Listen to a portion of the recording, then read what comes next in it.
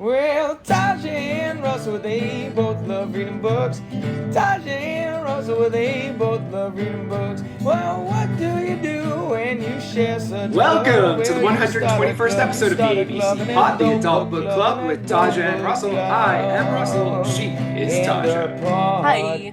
Hi, and welcome back, podcast. everybody, to a surprise episode as we are doing this 1 week after our last podcast. But we will still, I promise you, drink and read things. And on this episode, we read The Storied Life of A.J. Fikry by Gabrielle Zevin. But before we get to that, it has been 1 week, Taja. What have you been doing in the past blink of an eye we've had? Well, I am old, but I'm like officially old now because I am like I'm bird watching. We have a hummingbird feeder that Barry's parents gave him for his birthday. And we've put it out and we're really enjoying it, like aggressively so. Um, I'm very lucky to have a covered porch where we can put that and sit because it's been rainy during the weekends, but we can like sit there and watch them, and it's incredibly entertaining. There's this one female hummingbird. Apparently they're very territorial. So there's this one female one. We've named her Henrietta. And then there's a dude who we've named Chad. And they're kind of warring over this feeder, and they've fought each other like directly by my face. I'm like worried about being impaled by their intense beaks. So yeah, we've just been thoroughly enjoying the entertainment that is the hummingbird feeder. Nice. Um, and I'm like deep into my X-Files rewatch. So those are kind of the only things and working, obviously. Those are the things I've been doing. Nice. Yeah, fair enough. Quick turnaround here. hmm For me, I'll just focus on the band stuff really. So we had Porch Fest in Dover last Sunday, and as soonish he was hosting us and two other bands, and I thought he was doing way too much. And like with his setup and all the things he wanted to do, and he had like folding chairs put out on the lawn, and we'd set With up like pop-up snacks. tents. We had snacks. He got like two small kegs. He got pizza, like all Whoa, this dude. stuff. And I was like, dude, this is way too much. Like you're going above and beyond. Like I Like feel like you're doing that's the way too much. porch to be at. And that was the response we got. Yeah, That like it has quite a few just randoms, like people love that that. were walking around were like, "You guys have the best vibe and all this. Holy Like this is shit. great." Like, I was like, "Okay, I was wrong. I'm sorry. I apologize. You did wonderful work here." So it was great. We were supposed to play a different porch, and then when he decided to host, they moved us, and then his neighbor wanted to do it too. So that was one of the other oh, bands. nice. And then they just put us with this random band named Miss Chiff. And we were like, Oh, okay. I like it. It took me like 17 times seeing it to get that. Yeah. And Miss Chiff ended up being a group of four girls, Mhm, young women who mhm. are either still in high school or had recently graduated. And we're like, okay, well, we'll see how this goes. They had the opening set. They had a ton of friends and family come and watch them. And they started off with The Offspring. And it was just like, okay, was not expecting Okay. that. And they're basically like this little punk Cover pop band. rock band thing. They had so much energy, like Love just that. jumping around and doing stuff. I was talking to the other band because they were older like us. Their name's Tin Palace and uh, Tit Palace. Tin Palace, yeah. Okay. And so I was talking to their front man or one of them, and I was like, "Hey, I was like, do you remember like being this like happy, Energetic. joyful? Like the world has not broken them yet. Look how like they still have a sparkle in their eye. It's beautiful Yeah. to see." So it was great. We had a lot of fun. They did great. Tin Palace did great. And then we've closed off with our set, which went well. A few mistakes, but nothing major. And we were just there to have fun. It's always nice with the free gigs where it's like, hey, who cares? Just have some fun with it. We've gotten a lot of good feedback from it, That's awesome. which is nice. We almost had another show to play because of it, but unfortunately the timing and it was out on Mm. the Cape. Oh, not convenient. Not convenient. It would have been also while we were in Maine Oh, the yeah. first day. Oh, So I was like, double. if you really want to do it, I'll do it. But if you're on the fence about it, I don't want to do it. It was kind of like we're Yeah. on the fence about it. Nice.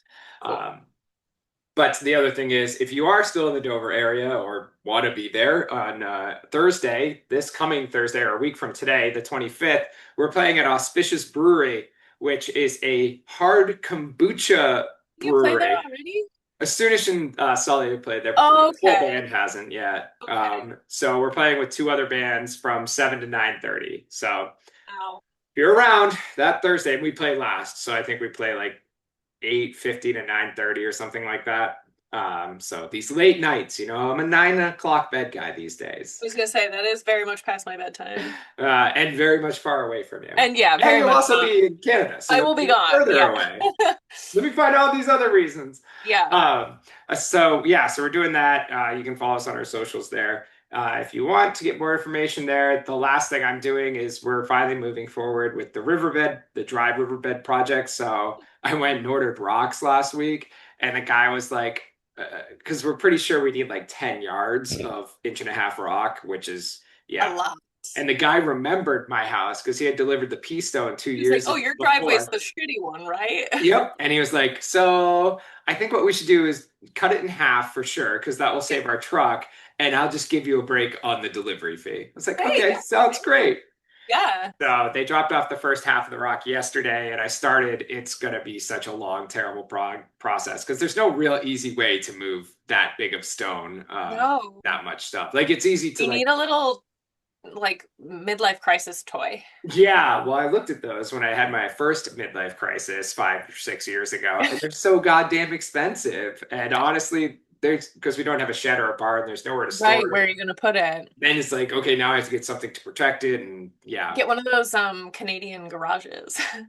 yes, yeah, the little pop-up things, So classy. carports, yeah. Yeah. No, I don't want to do that. Thank you for asking that. I was gonna say you could get it and then have Fred come and build you a shed around it. Yeah, right.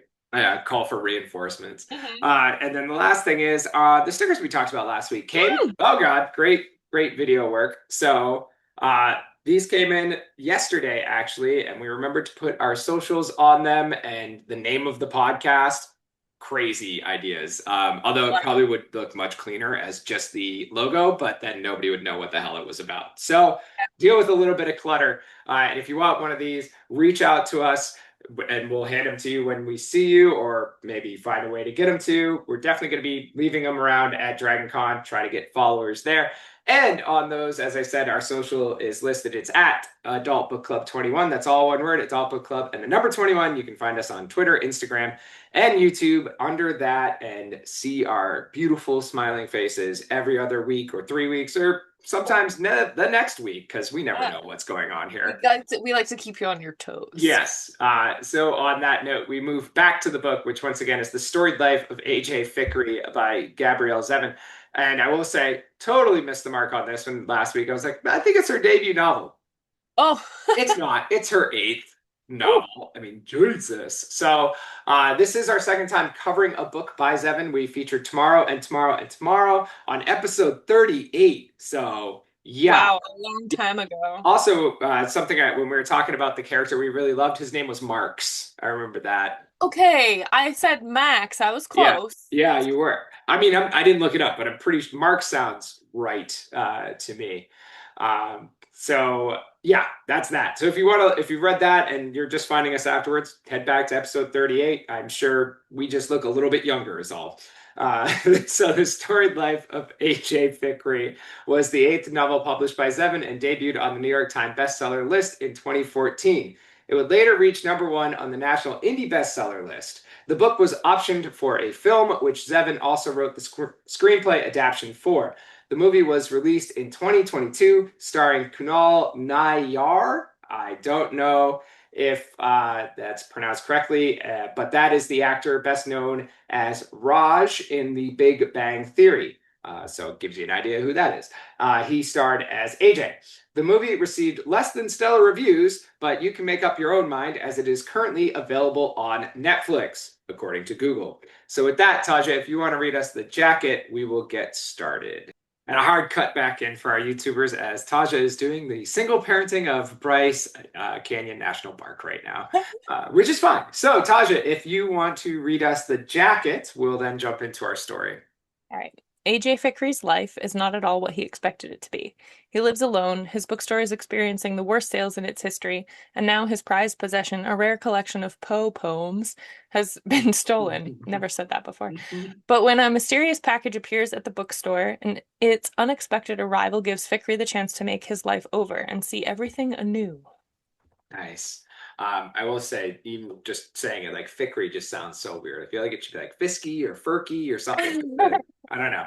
That catches me off every once in a while. But our titular character is also our main point of view through most of the book. We do jump around a little bit, but not much. So, what did you think of AJ as we got to know him? Like a slightly, maybe more than slightly elitist, damaged, lonely, like loner trope, basically, who like finds himself or like finds his heart. Yeah. Um, I mean, just starting out, you're like, oh, this grumpy Gus, like there's definitely room for character growth. I would say generally I didn't really like love or hate him. Hmm. Um, I think that his character growth, and we're probably going to touch on this, was a little um expected, Yeah. like not a surprise, tropey kind of thing, but it wasn't poorly done either. So it was like believable, I guess is Yeah. what I'm getting at. Um, but yeah, he didn't really like piss me off, or I wasn't like super strongly attached to him, if that makes any sense. I think that's fair. To me, it was really just realism. I think this Yeah. book did really well writing its characters, where kind of that feeling where it's like I didn't love him, I didn't hate him. He felt like a person that you knew. Like he was Yes. obviously drowning in grief after the sudden loss of his wife, Right. and so that like made sense in how he interacted with the world and how he was basically didn't know how to move forward. Like I can't imagine having that just one. His wife dies in a car accident, so it's like one day, one minute she's there and the next she's not, and now you're stuck on this island that she grew up in, that you Right. moved back with her to start this bookstore. And like, well, you love the book part, she loves the people part, and now you're doing both. Both. Right. So I thought it was just the believability worked really well. I'm also happy that we didn't like this whole book moved really quickly in It did. general. So I'm happy we got enough of the picture based on Yeah. that, one night really of just him getting drunk and throwing whatever Voodoo is. I don't even know what the hell that is. Vindaloo. Vindaloo. I still don't know what that is. It's Do you just know? an Indian dish. Okay. Throwing that frozen dish at his wall. Like, that's the height of the grief we see as Maya comes in. Little spoilery before spoils, but we're going to talk about her anyway. The package he finds is a little. Yes. But yeah, as you were saying, it felt tropey, like believable, but tropey in the grief, and then tropey in how he gets out of the grief, Yeah. as you see his whole world change based on this one obviously big event. But Right. we'll get more into that later on. As far as like if I knew an AJ, I feel like once you became his friend, as we see with Lambiase, I feel like he's a good friend to have. Like he might always be stuck in his own shit and melodramatic, but he's probably got some good book recs, and he like did help out with like the play stuff, like Right. building sets and painting. And Right. so like even though he was this curmudgeon guy, he still like would help out if asked, if provoked. Right. It's like the kind of person who like isn't necessarily outgoing or like socially motivated like in their Yeah. normal life, but is like still sort of secretly craving human connection. Yes. Yeah, which I think again that we could all kind of relate to Yeah. at different Yeah. times. And like I enjoyed how much he enjoyed books, and even though like his what choices or whatever, he was very snobbish with He was his very snobbish. feelings towards books. Yeah. But whatever. At least he was promoting them to others and maybe pushing them on him a little bit as well. But and he also like he was a little snobby, but he also was sort of like respectful of the people's who he's talking to and recommending things, their interests. Like if they were like, this is what I like, he's like, here's what you should do. Yeah. Not like trying to change their opinion, but being like, here's what fits your style. It is definitely like a really nice, cozy story for somebody who loves books. Like I think that it really fits into book club. Who has those? I mean, Jesus. Right. Uh, and then just the little excerpts that he puts before each chapter, I think, where he's basically doing like the recommendation kind of thing, or Yeah. like what he sees in these short stories. I like that because it gave us a little bit more input into him, and we got to see Yeah. a little bit more of his feelings come through. So I thought she did really well bringing AJ to life. And Yes. he did seem like somebody you would know Real. that was going Yeah. through something fucking terrible. Totally. And I feel like it's nice to have a protagonist that feels real but isn't like um the most amazing part, like Isn't he's perfect. flawed. Yeah, he Yeah. like and he's not shy about he recognizes those things in himself and like fully understands when other people see those in him too. Yeah. And again, just the idea that him going there for her and then her being the people person, like that's even another side where like he's never made these connections before. So now he's Right. like even more kind of out on a limb where it's like, Yeah, outside his I, comfort zone. yeah, Yeah. I never thought I'd be the one that had to deal with you guys, and now I don't know Right. what to do. So yeah, I enjoyed AJ, and we got to see him grow, which was Yeah, that honestly like the character growth that he experienced and like you said the pacing and like there's a lot time covered in the book, and I think it was well done, like the steps that we saw him taking character wise weren't too drawn out or too fast, or yeah. there were like nice little snippets, and I think it was well done. Yeah, and like the pacing for the writing was well done, and the pacing for his life, Yes. like you're saying, Yes. like how long it took him to move on from his wife, how long it took Right. him to like really get comfortable in the community and stuff like that. It didn't happen overnight, and yeah, she did a good job of making that believable too. It was kind of like a literary montage of sorts where like Yeah, you get little bits that are like you zoom up, you slow down, you zoom up, you slow yeah, down. Yeah. nice. And we got to pace it around Maya, which made it very easy to like figure Right. out where we were, which was nice. Right. So before we get to her, our story takes place mostly in AJ's bookstore, Island Books, on the fictional Alice Island. I was wondering what you think this setting brought to our story compared to if it was set on the mainland specifically. So I think like the quaintness of the bookstore and like his reclusiveness wouldn't really have read or like worked well on the mainland. Yeah. I think that like island life, I mean I've only briefly spent time on like a Martha's Vineyard situation.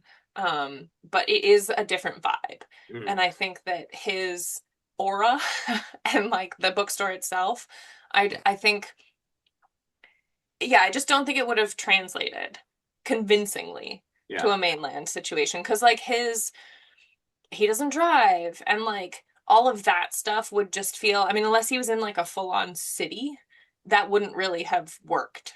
Um, yeah, And so I don't know. I think it was aptly done. And then it kind of like he's an island and it's an island. yeah, yeah, there.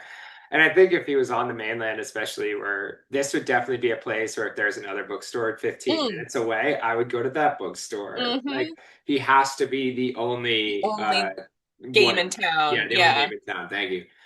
So that definitely uh like I wonder which came first because I feel like knowing the kind of character she wanted to write, I feel like she knew she Mm. had to maybe she knew he was an island and that's the only way that it made Right. sense. I mean, moving on with like Maya's adoption, which I think was maybe the least believable thing that happened here as far as just how they let that happen, but maybe we just didn't get Right. bogged down in the paperwork. We're like, oh, a letter. But the woman said that came out, the social worker who came out, not being able to get out there for a couple days, and then Right. how long the travel is, and realizing that like, okay, we have to set things up, and it's hard to set things up here from here, so we got to do X, Y, Z, whatever. Like again, I think that just it really does feel like the only way this story would have worked. And same thing for AJ, if he's on the mainland, if he's not beholden to this store that they bought with his wife's Inheritance. whatever inheritance. Thank Yes. you. Um, you could probably just sell it much easier and just Right. Right. whatever And go just walk away from, find a yeah. place to drink himself to death and go from Yeah. there. Yeah. So yeah, I think it worked really well. I liked the bookstore in general, like the Mhm. quaintness too, as you were saying, it goes with that kind of seaside village Yeah. where he lives in an apartment above it, and you don't always have to lock the door, and you kind of Mhm. just like everything's like you were saying, he doesn't drive, and so everything's kind of in running distance, and he's also the first or second shop off the ferry, so like all that kind of stuff really worked well. Sorry, that was like an incredibly long peal of thunder. Just Nice. like kept going and going and going. Storms are brewing, which is why we're recording this today. So hopefully we get through it. Yeah. I mean, even if my power cuts out, I got that battery. Nice. Um, Oh, sorry. Covered the dog and now. Oh, okay. She's fine. Yeah, I think that the just the bookstore in general and like I could sort of clearly picture it mm, with like it kind of organized but in like a haphazard way. It you know the eloquent page up by me in St. Albans, like yeah. it kind of gave me that vibe where it's like there's just stuff everywhere, but like there's like organized chaos. Yeah. Yeah. And like as you get further back towards the office or whatever, it gets more chaos. Yeah. Yeah, it's like The this is my boxes. Yeah, I don't know what to do with these. Uh, right.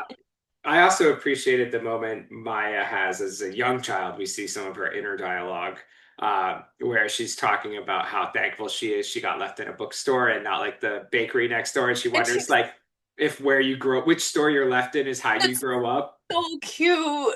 Yeah, I did appreciate that kind of childlike wonder, Yeah. and very jealous of a child that gets to grow up in a bookstore. I thought that was a nice touch for her as well. And again, just that setting allows, as we see, Lambiase and others are able to check in on him and Right. are able to stop by without being like, "Hey, I'm stopping by to check on you." It's like, "No, I was gonna talk to you about some book or Yeah. something," while Yeah, yeah, there's also like excuses to checking in on you. So it makes it a little less so forward or whatever. So Mhm. no, the setting worked really well. Yeah. Uh, and moving on, AJ finds Maya in his store early on. Spoilers for spoilers. What did you think of their relationship as it was just starting out and how AJ handled Um, suddenly becoming a dad? I think it was actually pretty cute. Hmm. Like you said, like um her thinking that kids just get left at stores, like or just that that's where they grow up, was really cute. Obviously, like he needed her to arrive in his life in order for the character growth to even happen. Like that was the push that he needed. But he really stepped up in a sweet way, and I think it even, I mean, he I think says this that it surprised himself. Like, um, him and his wife when she died, she was pregnant, so like they were trying to have a kid, and it sounded like when he, was talking about the mourning period of his wife's passing, like he was focused on the wife, not on having lost the kid, Hmm. which makes sense to me in a lot of ways. But this is sort of like an unrealized opportunity that I think at some point he's like, okay, like this is actually the thing that I was looking forward to, or a thing that I was looking forward to. So yeah, I think she was just really great as a catalyst. And I love that she was just super smart and Yeah. like it's just really endearing. I think she had to be. Like that Yes. was, yeah, in I think order he to, probably wouldn't have been as interested in maintaining that. if she was like a younger, because she's 25 months when she's left in the bookstore. If she was Can we like a just year stop old or with even the month? younger, he'd be like, "No, I'm good. This is too Yeah. much." Yeah. But yeah, the fact that she's like already speaking quite a few words, that she's very quick to pick things up, and like he's quote unquote stuck with her for that first couple days, as it takes DCYF or whatever they call them to get Yeah. out there and check on them. So they have that period where she can melt his heart and whatever. I loved his Google searching because Oh like my that God. was the most realistic thing.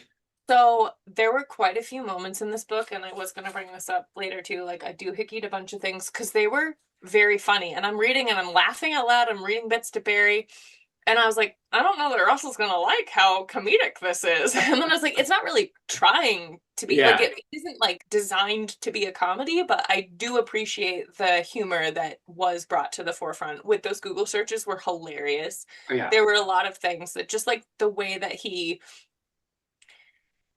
expressed those things, although I did read a Goodreads review that was like I gave it 1 stars because of that, like the way that his voice was, and I was like, I disagree. Weird. Yeah. I thought it 'Cause was great. and honestly, like I didn't laugh out loud, but I don't really read comedy much anyway. I rarely laugh, but I did at least like I enjoyed it because it felt again very believable. Like if I'm in that situation, I'm Oh, totally absolutely Googling that Googling that for shit. sure. Yes. Oh, like how does any of this work? I Yeah. don't actually know. So yeah, I enjoyed that. I liked that it wasn't smooth. Like we don't see any big issues with it, right? But again, the community kind of comes to his aid. Mm-hmm.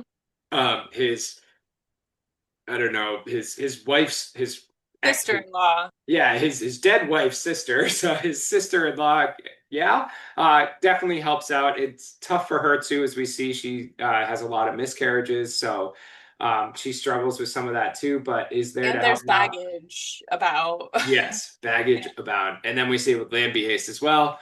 And then like the women that come in the store as he like because Maya likes the children's books and he's never really been big on the children's books because it So doesn't they interest him. recommend a bunch of stuff. But as soon as she does, okay, now I'm going to bring in more stuff, which brings in more families, and that brings in the mothers who are giving him helpful hints and things that maybe Google doesn't know. I forget exactly how he put it, but it was like, yeah, that was more than actually. I don't think it would have worked out as well if I Googled that or something along Yeah. those lines. Um, so again, just kind of bringing in that realism and the mystery, as they said, the mystery of how she just was left in the bookstore at night when it was closed Mm-hmm. brings people in. So it does help with the book sales too, as people are like, well, I've got to have a reason to go there, so I guess I should buy this or something. Right. Well, and I think he changes his behavior too. Like he starts buying things that are like more suited to the people that are coming in on a regular basis. And like I think it kind of both parties, the shoppers and him are like changed by Yeah, that sort of he like becomes switch. more friendly, and Yeah, it's yeah. not just about what he wants to read. So Mhm. yeah, I liked how that it was cliche, but it's heartwarming, and it is that kind of like opening him back up to the world. Yeah.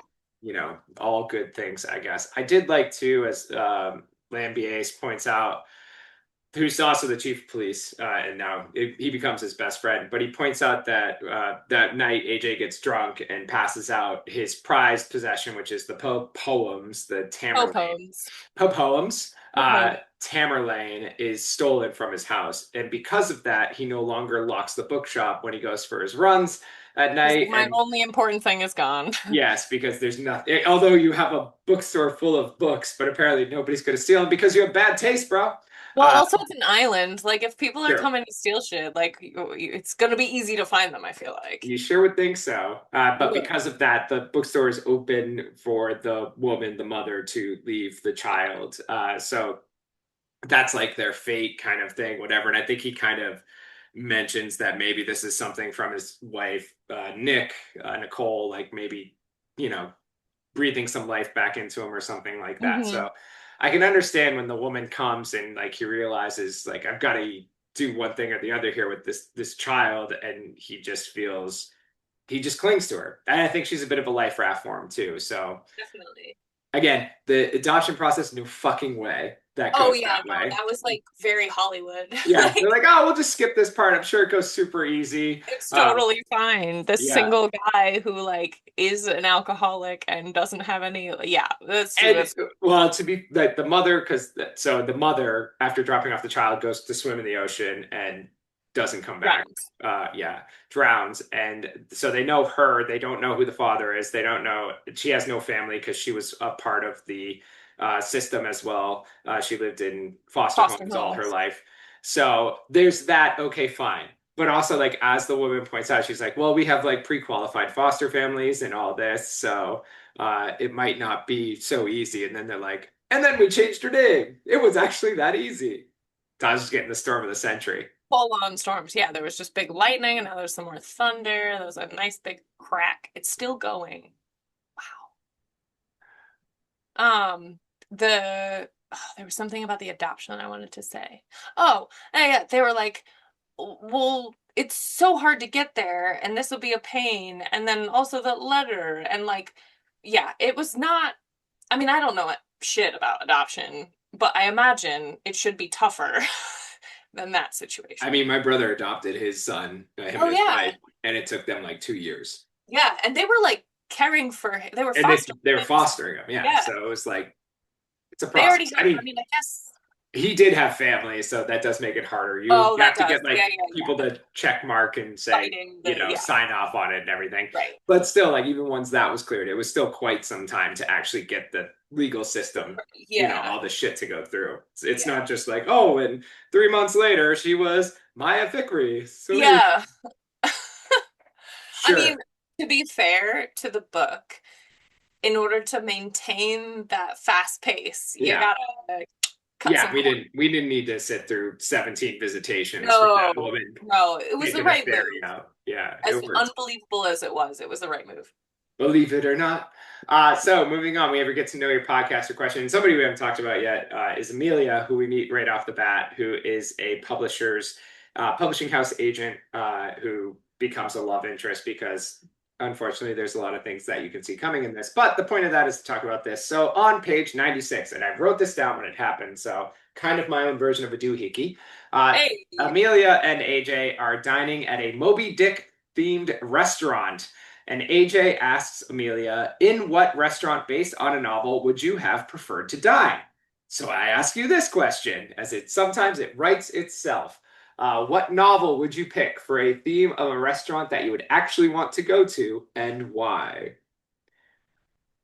Or if you okay, could make your, I guess I went more making a restaurant based on one, but however you want to do it. okay, cool. Because like I just thought of something. Okay, so two things. One is I've eaten at Jekyll and Hyde in New York City, and that was a fun themed restaurant Do they because have like, are the plates? That'd be okay. I are don't the know anything about. dishes like named? I don't know. It's been many years. We went with Barry's family, um, probably like the beginning. So it's been like almost 20 years since I've Okay. been there. It would be interesting if they had like the same dish, but just prepared two different ways, where like one was very precise and like very Dr. Oh, Jekyll, and then the other was like chaos, like it was Hyde. But that would be really interesting. No, it was more like haunted house vibes. Like the eating area is yeah, very like themed. Um, but I just thought of this. I did not write this down in this moment. I think if I had to like make an book themed one, it would be Jurassic Park. nice. Um, because it's a great book. Dinosaurs are fucking awesome.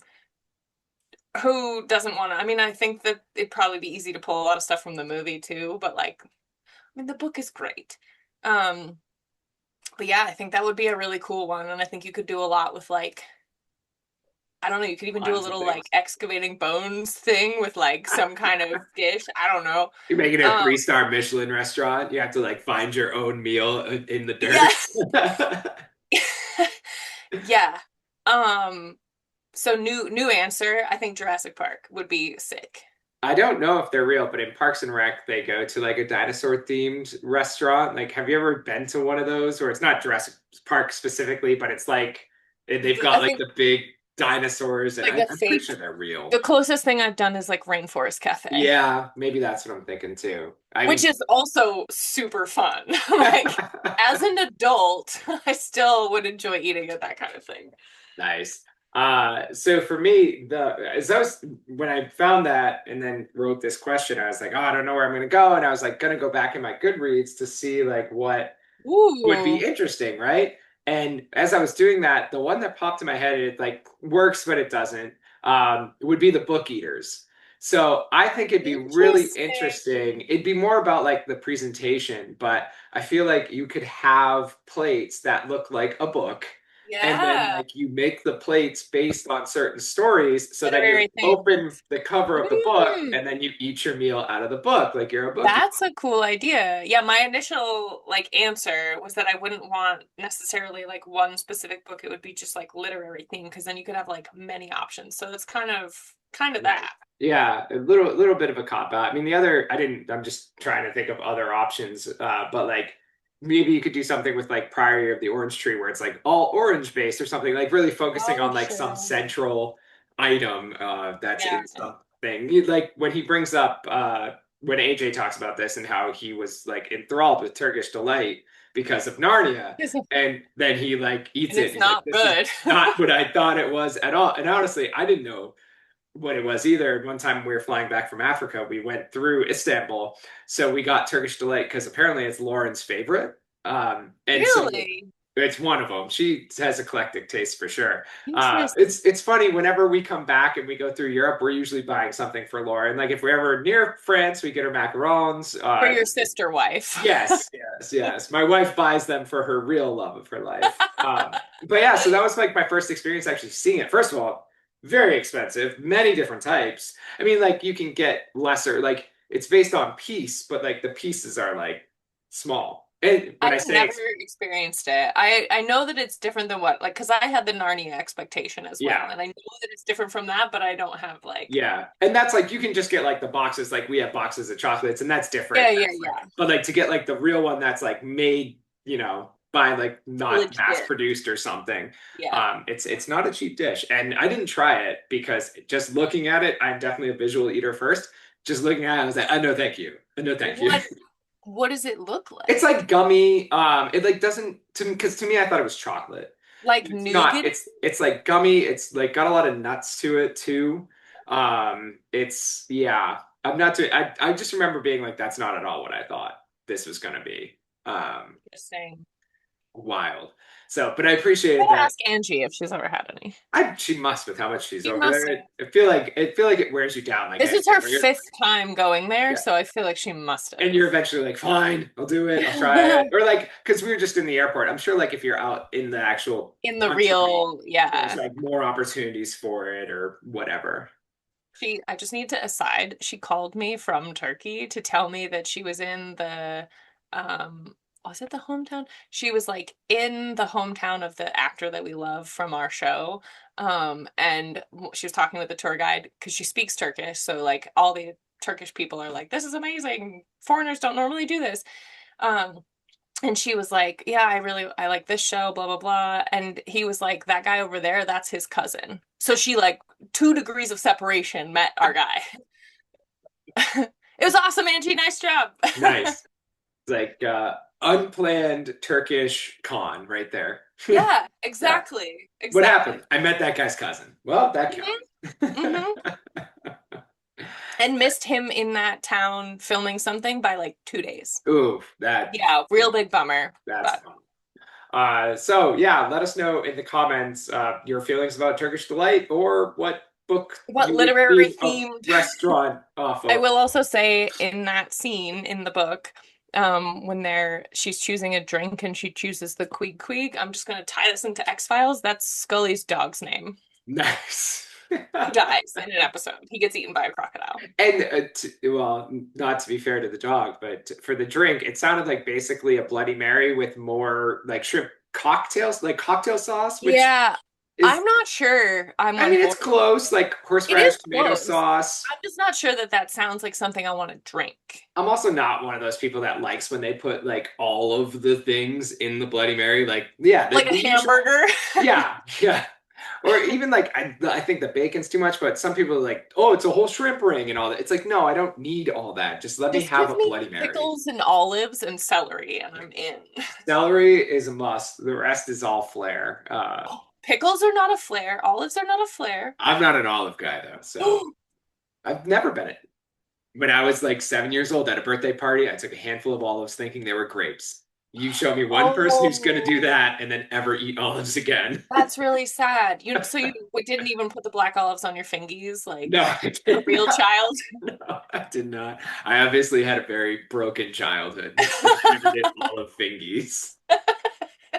And this is how you derail. We're going to steer Deep ourselves back theme. on track here, and let's move into spoilers. Before we do that, you have your song. This is the pot that we're going into spoilers. If you don't know the book or movie, get out! Because this is the pot that we're going into spoilers. It's time to learn what happens at the end of AJ's life and what happens to the bookstore and when all the tears are maybe, maybe not coming, and what this is all about in spoilers. So, as Maya grows up in the bookstore, AJ finds himself coming back to life. He begins hosting more book clubs and getting involved in other community events because of his daughter. 4 years after their initial meeting, he realizes that he is in love with one of his publishing house agents named Amelia. The two begin to date, and even though the distance, travel, and slight age gap seem to be working against them, they cannot deny that they are in love and soon are married. At their wedding, AJ's first wife's sister gets into an argument with her husband Daniel on the side of the road, and they are hit by multiple vehicles. Ismay breaks her leg in multiple places, and Daniel is killed.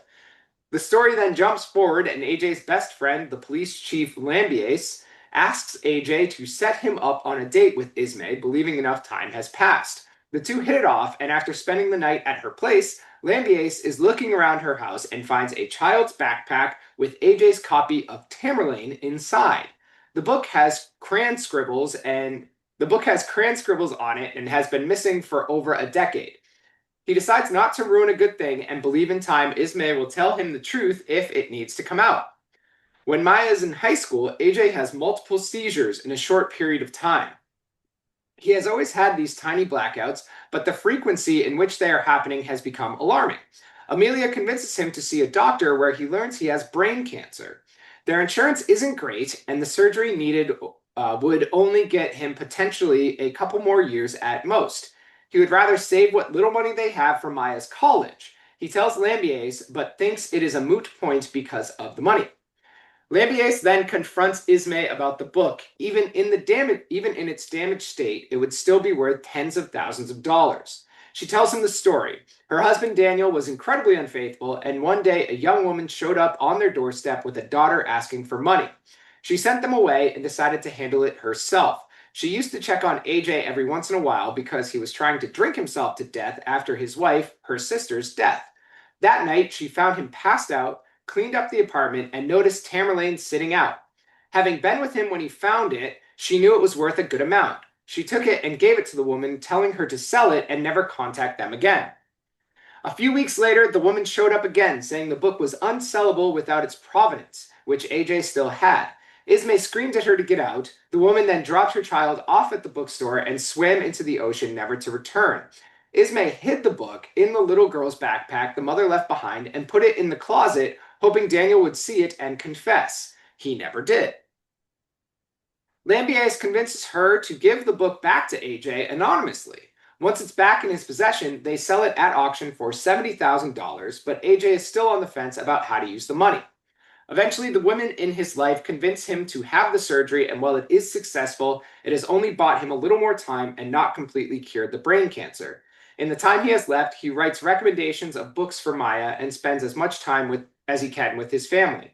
When he passes, Amelia is unsure how to continue with the bookstore. It is put up for sale, but no one buys it. She then lists the property for sale, and the locals begin to worry who or what will take it over.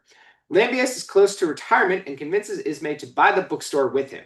They can add a cafe and a performance space for the plays she loves to run. They decide the town needs its bookstore, even if AJ is no longer there to run it. The story ends with Amelia changing jobs and her replacement coming to meet Lambiase on his first day on the job, ready to sell him on the most recent catalog. Also, in the movie, Lambiase is played by David Arquette, which I think is a wild move since all I can picture him is as the guy from Scream, where he was also the cop. Yeah, okay, that's totally fair. Uh, I actually don't think it's a terrible casting because, like, the guy from Scream, the cop from Scream, is like energy-wise is giving me the same vibe. You know what I mean? yeah, fair. But now every time I say his name, I just see David Arquette. That's David Arquette. Moving on. Wow, good talk, Russ. So aside from Maya, Amelia and Lambiase are the two most important people in AJ's life. What did you think of his second wife and best friend? I think it was interesting how Amelia's POV was like the first thing we were introduced to. It was like the um you tell me about the gun, it better go off kind Yeah, of yeah. thing. Um, so I think that was well done. It was kind of like an interesting hook to like have a different POV at the beginning. Overall, I think she was pretty cool. Like part of his character growth, I think their relationship and chemistry and stuff was pretty believable. Um, I appreciated how um I mean, obviously it's her job, but like she's good at what she does. Um, recommending things, books to the sellers, and I don't know, I guess she was somewhat tropey as well, but in a not bad way, I Yeah. guess. I liked how she flew her own flag. She was very Yeah, kooky, yeah. the with what With she the wore. outfits. Yeah, and her galoshes or whatever. Yeah. And how she didn't really care what others thought of her. Like she was very proud to be her own person. Yep. And how like she complains about online dating and kind of Mhm. settles for a guy who's a great guy, but then uh, realizes that you He actually doesn't need more of read. a connection with them. So that's a struggle. And then I liked how yes, it was tropey on all parts, but uh, and again, you kind of see it coming, but that book that brings them back, it kind of Mm, gets them talking. Where when she first meets him that first time in the first chapter, she talks about this book, this memoir that she really loves, and it's her favorite book on the winter catalog, which is usually kind of like the weakest one. And it's called The Late Bloomer. It's about a man who finds the love of his life at like 78, and then 2 years later, she dies of cancer. So it like talks about the grief and all that. And AJ in the beginning is like, I don't give a shit about this. Like, I hate, like, this is literally every type of story that I hate. I'm never going to read it. You probably shouldn't even leave it here, but she does. And then fast forward 4 years later, or whatever it is, Maya has the chicken pox. And so he's like trying to stay by her side. And somebody brought up the wrong box of books, of course. So he just happens to reach in, and it's The Late Bloomer is the only thing that's within reach that he hasn't read. So he starts reading it and, of course, falls in love with it and then reaches out to her. And that gets the conversation going. So, and it's uh, also like, it's my life. yeah, yeah. I'm also a late bloomer, although he's Yeah, only in his like middle 40s or something at that right. point. But But still, still.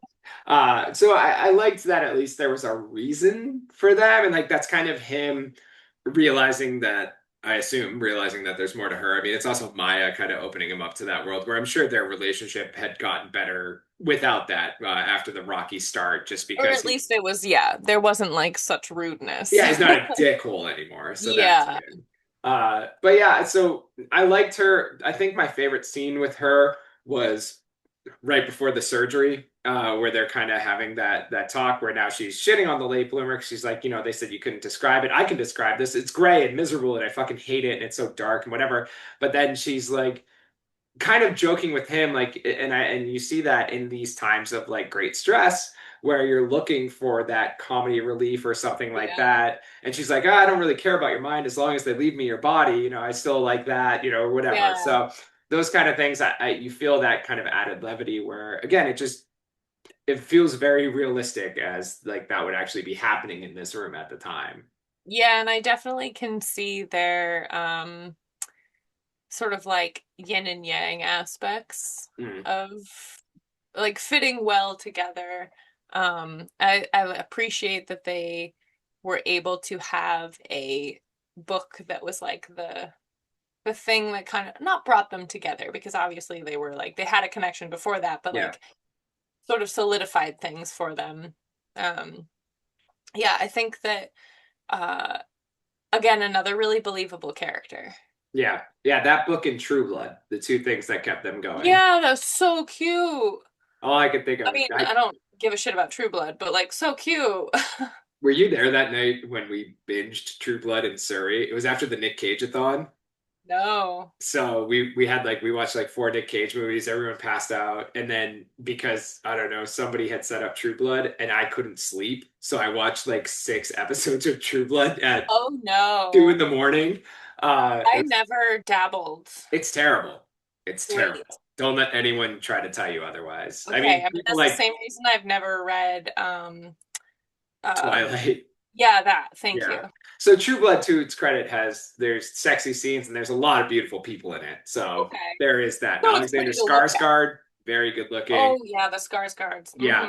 Mm-hmm. That girl who plays Rogue, Anna Paquin, is also she's like the Oh, female okay, lead. yeah. Pretty to look So at. there's like people in it, but I no anyway, we don't need to go down the True Blood We hole. don't. But yeah, I just again everything about that felt realistic. I also appreciated that she didn't just step into Nick's role that she had left, Yeah, where like Nick was the front of the house for the bookstore.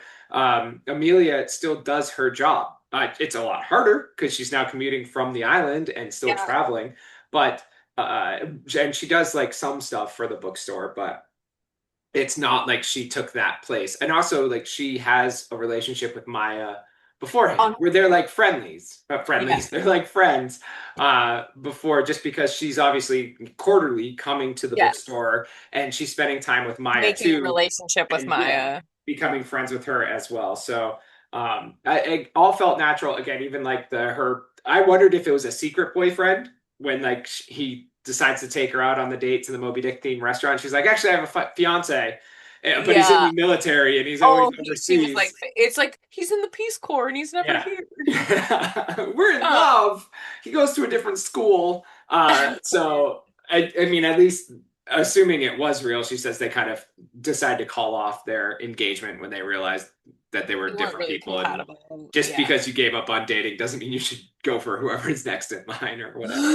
That is Right. what it felt like. They were really good friends, but like, Yeah. Yeah. I mean, I think that like there's something to be said for that Moby Dick restaurant situation, or even like possibly some of the interactions that we don't even see before then in those interim months, years yeah, rather. Um, where like they could have some kind of chemistry that's happening, and then like sometimes you just click with people, not even in a romantic sense, just like these are my people yeah, and this feels very natural. So like it didn't seem, I didn't think fake boyfriend, honestly. Um, but I did appreciate that she was kind of like taking a second look at that scenario, and that AJ's interpretation of it was like American hero, like how can I compete? I'm just yeah, like burp burp burp burp. Um, so I don't know, it was very like rom-com, and for sure. I love that shit.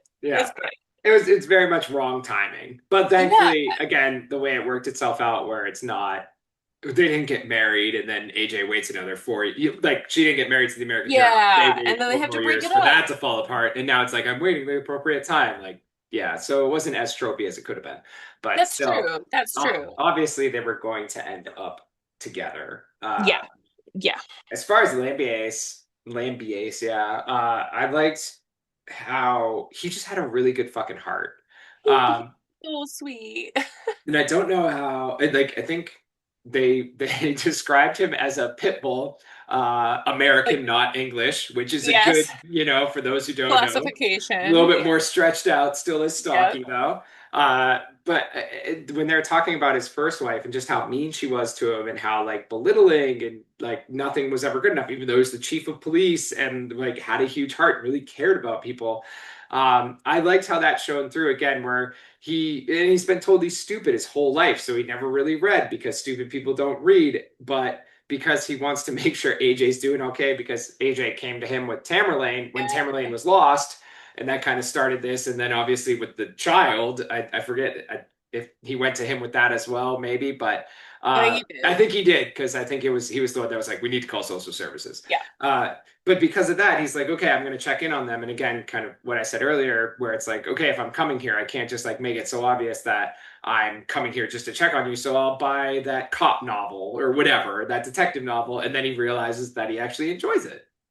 I loved that like progression of like I'm gonna do this thing because it, like buying a book or whatever, because it feels like the thing that I have to do to like keep up appearances of coming in and whatever. But then it grows into a real natural situation. Yeah. I absolutely loved that he had the like Chief's Choice book club. Yeah. So flippin' cute. And like it became rather such a catalyst too for him because I feel like Lambier's had a lot of character growth as well. Yeah, for Um sure. like you said, he's been told he's stupid and like he's kind of coming into his own in like not a professional sense, but like a personal sense of like, um, I do have strong opinions about these things and I am, capable of carrying a conversation about books. And his relationship with Maya was really cute. Pretty much everyone's relationship with Maya was really Yeah. cute. But Um, he felt like an uncle to her. Well, he's her yeah, godfather. She kind Godfather. of pushes for that anyway. That's so cute that he was pushing for it too. And AJ's like, I don't, what does that even like I'm not really mean? Catholic. I don't know if we Yeah, do like that. And he's like, no, it's fine. We'll do it without the church. we'll just do it. Yeah. I have godparents and I'm not. But like, I think that the relationship that he and AJ have is really sweet. And I think that both of them sort of needed that in someone else. Like they Yeah, were for kind sure. of lost for their own reasons, similar but different. They both needed a best friend for Yeah, sure. And somebody that kind of believed in them in each of their exactly. ways. Exactly. And when you were talking about his growth that you see with like not just the reading, but I loved that where when he finds the backpack and Tamerlane in Ismay's And he's closet like, nope. years later. Well, he even talks about it where he's like, as a younger cop, I'd probably be like, this needs to be done to the book and Right, blah blah blah. But right. because I'm older and more mature, or like, I've lived this life, I realize that It's this not just woman black and white. and this woman has she not suffered enough, Yeah, like maybe there's more to this story that I don't know, but I know for a fact that she's suffered for a lot of things that she has no right to have suffered for, so maybe that's enough. And I really appreciated that too, where it's nice to see somebody in a position of authority, even if it's yes. fictional, maybe take a second to think about who they're The dealing with. ramifications of, Yeah. yeah. So all around, I really liked him. And we'll get into the ending later, but like he was such a strong pillar for AJ to lean on throughout. Just a great guy. So fuck his first wife. I hate her. Oh yeah, she's a bitch. Moving on, let's talk about Maya. What did you think of the growth we see in her as she gets older? And what did you think of the twist about who her father is? And we get to see kind of her mom's downfall through her eyes at one point very quickly. So, what did you think of her growth and then what we learned about her parents? I think that she was like a quality book nerd. Yeah, I think that we talked about this before, just her intelligence, even as like a 25-month-old. I fucking hate that so much. Anyway, at um, 2.083-year-old. yeah, exactly. Like, let's just round up. She's a 2-year-old. Um, or round down, I guess. Anyway, Good whatever. enough. Um, I think that that was just really endearing. Yeah, Um, I think that the parentage twist was like Bose, but in a logical sense, if that makes sense. Like you had said, there was things that were like, of course that's what's happening. And like they don't mince words with how not philandering, how cheaty yeah, Daniel is, and like he's not unfaithful is the better word. there it is. Um, And of course, it's no surprise that this situation, what was a little bit surprising was that Ismay had like a more knowledge of it. I think Yeah, that that was kind of a weird thing for me. But at the same time, like the fact that when AJ woke up from having the explosion and Tamerlane goes missing, like everything was super clean and pristine.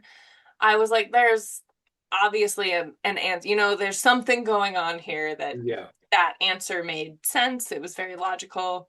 Um, I can totally understand Ismay's decision with that.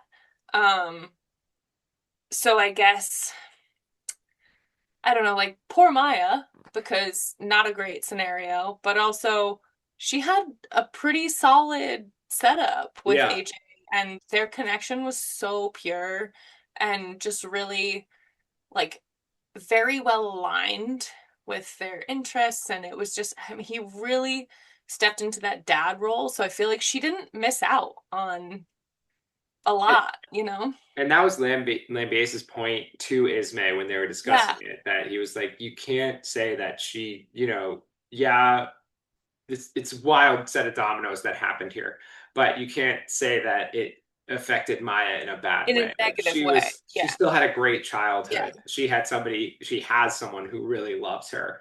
Yeah. So like for the child itself, it It maybe, worked out. yeah, it definitely worked out.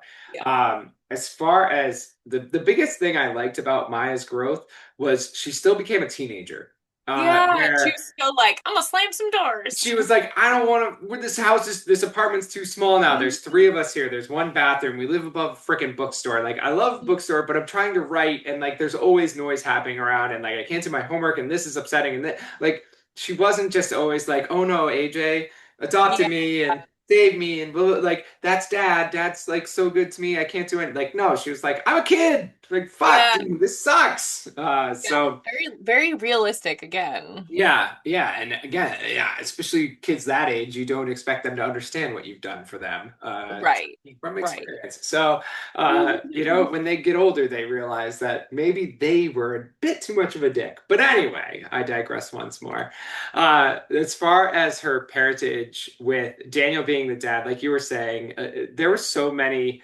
She did really well with giving us carrots and breadcrumbs Yes. here. I just didn't it didn't feel like that kind of book that I cared about it. Like Totally. It was like, oh, okay. the more important part is her relationship with AJ. But there was times where they kept saying, nobody comes to the island without a reason. Like, why Yeah. would her mother come Yeah. here? It wouldn't be just to leave her at this bookstore. That Yeah. makes no sense. They were giving you that the scene early on where I don't even know where they are. If they're at a bar or something, or but Daniel and AJ are out, and he like writes, or maybe he pays for something at a restaurant, and then he writes his phone number on it too for the waitress or Oh, yeah. nurse or something. I forget who it is, but Somebody. Yeah.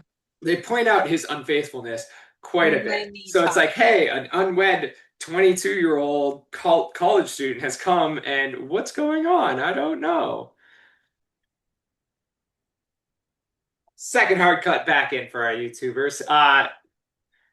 And then getting to her mother, I thought like it really sucks that it shows how like one choice can really fuck everything up for you. She was Where super young, right? yeah, she was like 20, 22. She had In a college. scholarship to college. She had like worked herself out of the foster system on her own, but that meant when she gets pregnant, decides to have the baby, try to keep it. Now she's having issues with babysitting and paying people to babysit, so then her grades are faltering, but she has no one she can lean on as when she goes back to her foster mother and there's nothing she can do for her. Like the girl just didn't have any options, and fucking meanwhile Daniel's still out there fucking whatever he wants. Like just The patriarchy. just fucking shit. Yeah. So it would make sense that she's kind of at wit's end when she comes to the island to try to get answers. I do wonder, like, why? Why the bookstore? Like, why would that be, you know? So I know it was like the mom that like left the note and like decided to swim out and everything, but like the why the bookstore is a good question, because for a minute there I was like, did Ismay write the letter? But no, obviously she didn't. Right. But like, and I can also understand Ismay's point of view. Like her, like, I'm gonna just get this out of my hair. She had a decent thought of the Tamerlane book going to the mom, and like, of course, not a great timing because then it's a theft and all the auction houses are like on high alert. Yeah. But um seemed like a decent solution. Um and kind of a rock and a hard place for her too. And But at the this point for Ismay, she's 5 months pregnant, still trying to have her first child after multiple miscarriages, and then this woman just shows up, being like, "Hey, if you want to know it, you're the one that's having the issues, not your husband." Great, Yeah, thanks. yeah, I feel so badly for her that like she had to deal with it and Daniel's just like free and clear of any responsibilities yet Yeah. again. I also am Ismay's a flawed character. And again, good realism. We don't really like spend too much time with her, but I felt like she was very realistic Yeah. um in her flaws and whatever. But like, Squirrel, don't be trying to change the man. Yeah, no. Like, a child, bringing a child into the mix is not the way to fix his adultery. Right. Even though he Like, pretends like it is. yeah, and he like also we gotta stop believing him. Also, she's like I loved his first book. Like you fell in love with the book. I mean, obviously he was a popular author because of that one book, but Yeah. like one book. Is he super mega hot? Like I don't understand what's happening here. Like if I he's a think, complete dick in all other parts yeah, of his life, wrote one good book, that what? I think that's like the part she holds on to. She's like, this is who he could be. Yeah, I don't, that's not, no. Yeah. When that accident happened and Daniel Mm. dies, I appreciated that. Uh, his like final thought is like, well, I got the description right in the book I wrote about car crashes. Yeah, that was pretty That funny. was pretty great. I, I also am not gonna lie, I fully expected both of them to die. Yeah. I mean, I think obviously there's more to Ismay's story. Like it made sense Sure. if we're gonna tie up these loose ends, she had to survive and she had to get away from Daniel to do that. So And to like be ending up with Lambiase was really sweet. I actually yeah, loved that. I did too. Again, because both of their first We're spouses were shitty. shitty and They can conjoin in their we just dealt with something terrible and we're really great. yes, yes, they were wrong about us. Yeah. The last thing about Maya growing up, we see that she wants to become a writer, that Mm. creative writing thing. Um, as someone who has written about childhood trauma, I was not super impressed with her creative I essay. also was not. Although to But be like, fair, how old was she when she did that? That was I like freshman? I didn't know if I think it was freshman year that he gets diagnosed with the cancer. So I thought it was like maybe middle school with Okay, that. that makes even more But it's sense. close. It's like seven, eight, ninth grade, somewhere. Okay. Yeah, I was like this. I wasn't that impressed. Feels like a cheat code, and also they're not going to give you the win for that. And like honestly, as it was written, and to be fair, it's a actual author writing as a whatever year old kid. A middle schooler. Fine, but I was still like I was like waiting to feel more emotion as like this would be a prodigy, and maybe that's again the realism where she's not. So Yeah. Yeah, that's a good point. it's And what then it of is. course like AJ um is oh God. Biased, Is what? biased. Biased. Sure, yeah. He's just like giving her kudos when I don't necessarily think that they were warranted. But I also understand the reasoning behind something like that. Like you want to encourage her Yeah, and keep her interested in doing this thing. And like, I mean, the fact that she was even chosen as like a runner-up, what like that's great for yeah, her. I agree. I was like, this isn't that amazing. yeah. Like, You really had a chance here to pull out some heartstrings, and I feel like you missed it. yeah, which I think you're right. I think that this is like more more credence can be given to the realism Yeah. aspect of it. It just reminds me of one of the later episodes of Shrinking, where the girl is trying to get into college admissions, and her mother had been killed in a car accident, and she's like kind of screwed up, and they're like, just use the dead mother card. She's like, ever since mommy's been gone, and they're like, yeah, yeah. So I think she just needed somebody, AJ maybe, to be like, oh, let's use some different verbiage here to really try to pull some heartstrings. But anyway, moving on. AJ is diagnosed with brain cancer and not given much time to live. Did you see this coming, and what did you think of his hesitancy to spend the money to give himself a little more time? So I think you're like at first I wrote that it was kind of shocking, but I think you're right that like there was not even breadcrumbs. There were full on pieces of Loaves. toast. Yeah. Yeah. Each of the chapters and how they were like addressed to Maya about a book, recommending a book. That is a very huge clue Yeah. that something pretty drastic is going to happen. I think the thing that was um I don't want to say shocking, but I think the thing that was realistic about it, maybe that's not right either, but the breadcrumb of like his weird little blank Seizures, where he seizure loses time. Yeah. situation, yeah, kind of gave you like an inkling that something was up, but he's not, which is the case with cancer because it's an asshole. Um, but he's not that old. So, you're thinking like, okay, this is the pace of the book. It wouldn't surprise me if we got to like their 70s, 80s, Yeah. whatever. And Maya's like totally grown up. So that, I think the timing of it was maybe a little bit shocking, but shocking's still not the right word. Um, Disappointing because Yeah. like it could have drawn out, Could but have it waited. could have waited, Yeah. right? But at the same time, again, with the realism, I think that his reaction to it, and the whole like money thing and being like, I'm not gonna get treatment because this thing is more important to me, it really shows his character growth. Like, Yeah.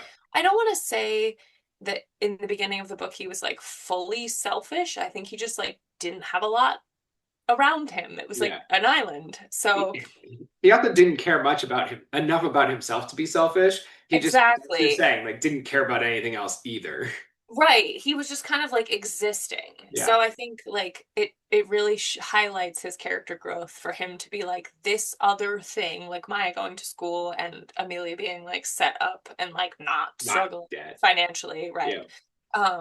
Is more important to me. And that I think tracks. Like I think that it was realistic for his character and the growth that had happened. And it was really sweet. And then the freaking bows of Lambier's like discussing it with Ismay and like getting the book to happen, and um that was, I guess, sort of the best case scenario. And of Yeah. course, like it's still, I appreciated that it didn't solve the problem. Yeah. Like we still had to like Maya's experiencing loss, Amelia's experiencing loss, the whole town is experiencing loss. But it has like more meaning because of that, because he Yeah. became such a part of the community that it's like a much bigger loss. Yeah. I think it was first of all, shout out to the American healthcare system, where this is a real thing that a lot of people deal with, where it's like when he's told that the surgery isn't going to cure him. I think Mm-hmm. that's the big thing. If Right. they said like you can do this surgery and like there's And be a fine for 95% chance you're going to survive and not, you're going to be in remission for years and blah blah blah. mm-hmm. No, they're like you might get 2 years. Yeah, Uh, or like a couple months. I think it wasn't yeah. even like Yeah, I think like yeah, maybe 2 years was like the most yeah, if they got everything, and it was in his frontal lobe, so it was like you could even like and your lose your language sense will of disappear, language and your memory and all which that. is like who he is as a Yeah, person. so I can understand why he was hesitant about it, and obviously this is a situation nobody wants to be in, where you're because it's your loved one, you want as much time with them as possible, but you can understand where he's coming from too. Again, where he doesn't want to leave them in debt for getting him 3 more weeks of life or Right. something like that. Who Right. knows? Like, is the juice worth the squeeze? Yeah. So I appreciated, again, just like realism was huge throughout this. The fact that it worked out the way it did. We don't actually get an idea of how much time he got from that, but because he does get some, it gives him that chance to prepare for his passing, which is a big deal if you can try to set that up for people. In those last moments um, with Maya before he completely loses his ability to talk was heartbreaking. As you're seeing what he wants to say and it's coming out garbled for her, or like he's like, okay, just focus on one word, and he says love, and she's like, He glove? says, Are you cold? Do you want me to get you gloves? Like, and he's like, that's good enough for today. Because my hands are cold and it's close, you know? I was Yeah. a mess. There were some tears for that. Yeah. So I liked how, liked is maybe a strong word. Enjoyed wouldn't be right either, but I appreciated Appreciated. that it gave us those moments again where they're all coming to terms with it. And instead of just being that guy who's going to drink himself to death, and the fact that he confides in Lambiase's a little bit of bows as it starts the bow machine, Right. that he's able to get them Tamerlane. And even once they get that money, though, he's like, but is this better spent on me? And I love Maya being like, I'm smart, okay? Like, I don't can get a tell me, I'll scholarship. get a scholarship. You're being a Yeah. dick. And they bought Have that. some faith. They bought that fixer-upper house, the 10-year house, where it might be livable in 10 years, even though they're Right. living in it currently. Right. And just all that, like, yeah, there's a lot of stuff stacked up against him. So as like you said, as far as seeing it coming, I think once those like little recommendations or whatever you want to call them that were at the beginning of the chapter started referencing Maya, Yeah, it's like, oh, okay, this is like now something targeted. This happens. isn't just him like putting it in the store and being like, oh, these are the things I like. So that I think made it obvious that like I was looking for illness the whole time. Because similar to Theo of Golden, I was like, okay, we're looking for illness here, and where that one shocked me, this one did not. So I will say that with the recommendations and stuff, I could also have easily seen it being like, here's a you're going off to college or you're like moving Yeah. away and I'm giving you like a parting gift. So while it is still a parting gift, I didn't necessarily read Yes. into it as like this is a permanent Yeah. scenario. So I was Uh, still I would say I was still relatively shocked because like while I saw that stuff coming, I was like, there are other explanations or could be other explanations. yeah. Yeah. Again, I just think there was a lot that felt predictable in it. Like, yeah, Oh yeah. I was obviously wasn't thinking brain cancer, but No. it was something that I was like, I don't think he's Loss. gonna do it. Yeah, Yeah. loss. So moving on to our ending, what did you think of Lambiase and Ismay buying the bookstore and then upgrading it? I mean, like Bose. The Yeah, book is Bose. But I was glad that they're happy together. They're happy with this new setup. It kind of gives them not the best of both worlds, but it like gives them both their outlet. Like Lambiase has kind of grown into being a an avid reader and yeah, like somebody who wants to talk about books and like the perfect person to run a bookstore. And then um, continue that legacy that AJ had started and then growing it into something that's more of like a community space, which I feel like is kind of ideal for this little island town anyway, of like yeah, it kind of already was becoming that, but to kind of make it more accessible and multifaceted. Um, they have like an online presence and like stuff that AJ was kind of resistant to. yeah. Um, so yeah, it was a neat growth opportunity. And again, Bose, but I was not unhappy about it. Yeah, I appreciated that Amelia knew that she couldn't do it. Like this Yeah. wasn't what, again, similar to how she didn't step into Nick's shoes. Like this was, this isn't me. This isn't, I She's don't know very much anything her own about this. person. Yeah, which was great. Yeah.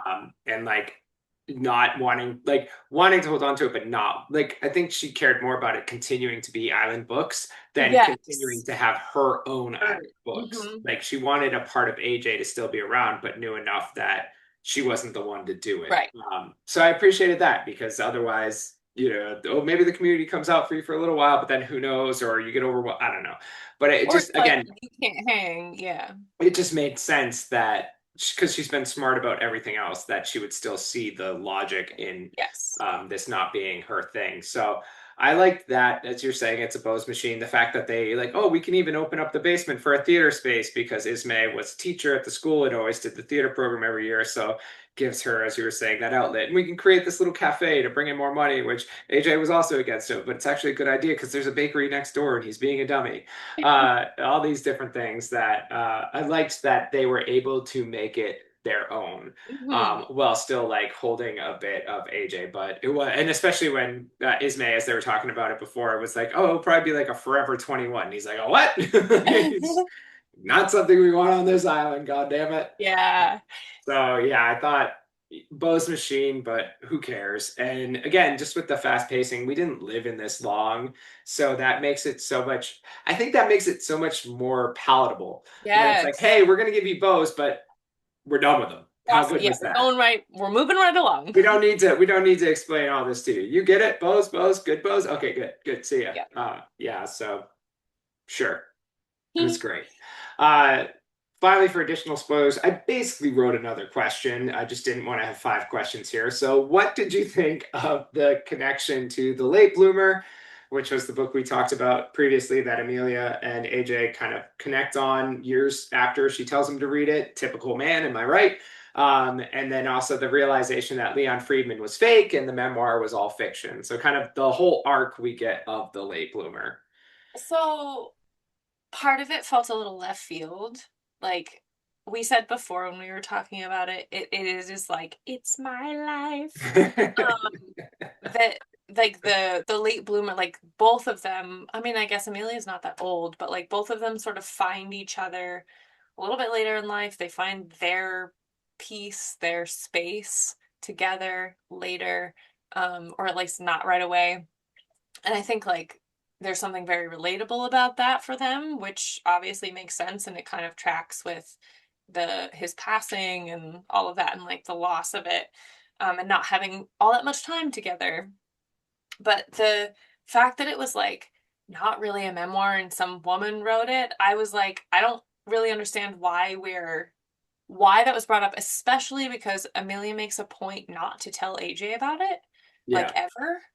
And I'm like, okay, maybe you're protecting him from this and like keeping the sort of like spirit of their love for this book alive, but I mean, I tell my partner everything. And it feels weird to like keep that piece of like, especially if it's something that like, I mean, I guess again with the pacing, she didn't really dwell too much on it, but I think that it maybe changed her perspective a little bit. We didn't Yeah. get too deep into that, but if it did change her perspective, why did she not share? I don't know.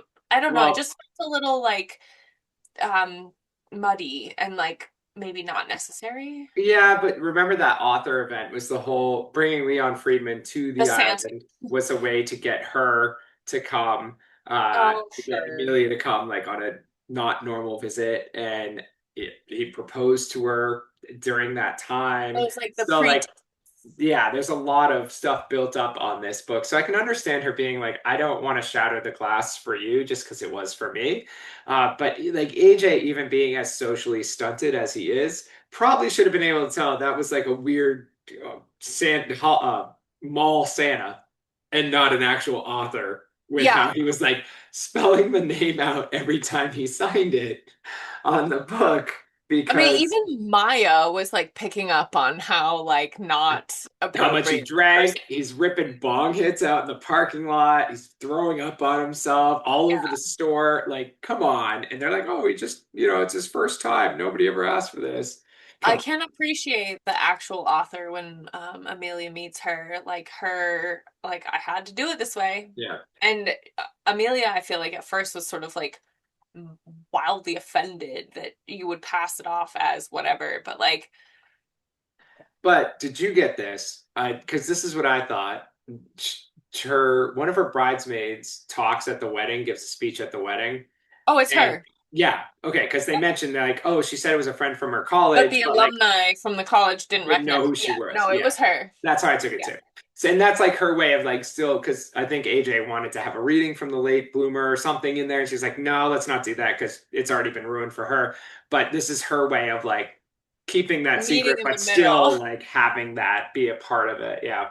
Yeah. No, and I can appreciate sort of the potential for Amelia to have like carried on a relationship with the actual author Yeah. in not in secret, but like you know Yeah. what I Yeah. mean, like Yeah. on a side hustle of like knowing what she knows and respecting the hustle of like I wanted to write this story and nobody would take it unless I Yeah. made it into this other thing. And I think reading the acknowledgments in his, didn't Zevin say that she had done this for a while, like was like a publishing agent for a little while or something? Oh, maybe. Or maybe she talked to him or something. I was wondering if this is just like something that was a story that she had come across or experienced that was just That too makes good sense. to like not include. And that's why she kind of wanted to shatter the glass for all of us that maybe those memoirs you're reading aren't real. Yeah, that's really interesting. Also, shout out that AJ went out when he started dating again. He dates that firefighter woman, I think it was, and she talks about our favorite books are the books about the athletes, the biographies by the athletes, and he like can't get over the fact that she loves those because they're written by But they're ghostwriters. ghostwriters, It's all yeah. bullshit anyway. Like He's so elitist. I know, but to be fair, I feel the same way. I'm Oh, sorry, because you read the, yeah, okay, but that's like fair. I guess to be fair, like as long as they're upfront with it, it's like, hey, this Like is my this is story ghostwritten. with this guy. Not if it's fucking model land. bringing it back to an Instagram story today, where it's just my name on the cover. We know what you're doing, okay? We know you, Tyra. We see you. Everyone knows. My coworker had sent me that Instagram initially, and I was like, I still can't believe I read the whole thing and that it was that I long. told you not to, too. I did it for you, so a lot of props, right? I told you to stop, and you're like, no, I feel like I have to do it. And yeah, it was terrible. Terrible. So pat ourselves on the back for that. You're welcome, guys. This is the pain we go through. We do this for you. Yeah, the pain that everyone else can only imagine when it comes to Model Land. Did Angie say she finished it? Lee She finished did, it, and right? so did Lee. Yeah, Okay. yeah. They Good have job, lived it. guys. Yes, you guys have lived the pain as well. Yep. Um, that is, I think, all I had. Was there anything else you wanted to touch on in spoilers before we move away from the book? No, I think that's everything. Okay. It is like it's a quick read, and honestly, Yeah, I didn't think we'd that's my spend this thing. much time on it. So good on us. Good job, us. There was a few detours, but that's fine Breaks. too. Anyway, let's move on. So let's move out of spoilers. And moving out of spoilers, we're not yet done with the book. We do have to give it our grade. We do this based on the D&D D20 scale. So 1 is bad, 20 is good, and then we add or subtract a characteristic, modifier, skill, ability, whatever you want to call them. Sometimes we do 2 of them if Tasha's feeling that way. Sometimes we add and subtract now because it just like the Outback Steakhouse, there's no rules, just right. And then we come up with TM. we come up with our final grades, and then that's how we decide things. And I sidetracked myself trying to make an Outback Steakhouse joke. Anyway, we alternate every episode, and this time it is Taja's turn to go first. So, Taja, what did you give this book on the dice roll? All right, so I gave it a story roll of 17. I was really hemming and hawing about what to put it on Goodreads as, which I know we've discussed so many times. It fucking kills me that there's no half stars on Mm, Goodreads. I was torn because usually if I give a half star, I like round up, but it didn't really same. feel right to give it 4.5 and give it a 5 star, because it's not, I don't know. It wasn't that it wasn't a good book. It was a good book. I really enjoyed it, but it didn't. I try to save the 5 stars for things that I would recommend to like anyone, Yeah, or they like stick with me, or I'm like thinking about it all the time, or it's just like couldn't put it down. I mean, this yeah, book was so short. I read it in like a day and a half. yeah, Um, so there were a lot of good things. We've talked about the realism of the characters, the pacing was quite good. Um, there were some bows, but they were bows that were logical and acceptable and like fulfilling. nice. The bows that felt good. Yeah, And that is always a win. So yeah, 17 straight roll. I'm gonna give it a +1 for charisma. This was a real struggle for me of picking what modifier to give it. And so it's kind of 2 reasons. Like the humor and comedy, like rom-com aspect of it seemed charismatic to me, but then also AJ specifically, but other characters as well, had such like real growth. And they became sort of more charismatic through that growth. I mean, I guess Maya was the catalyst for a lot of that, yeah, but I think that overall, a really quality book, very easy short read, perfect read for like the beach. yeah, Especially if you're a book nerd, like there's a lot of nods to different things, different genres, kind of like something for everyone. Um, it's a cozy book. yeah. I can see why it would be made into a movie. I can also see how the movie would have flopped. Um, but yeah, I mean, I think it was really fun. I don't think it's like fully 5 star, but it's very close. Yeah. I will say one of the reviews I saw about the movie was like it feels like a lot of those moments that felt real good when you're reading come across more cheesy on screen or like Oh don't no. work in that format. Um, who knows? Maybe that's because she has more experience writing books because she also wrote the screenplay, so maybe that like translation didn't Oh, she work out did. as well. Interesting.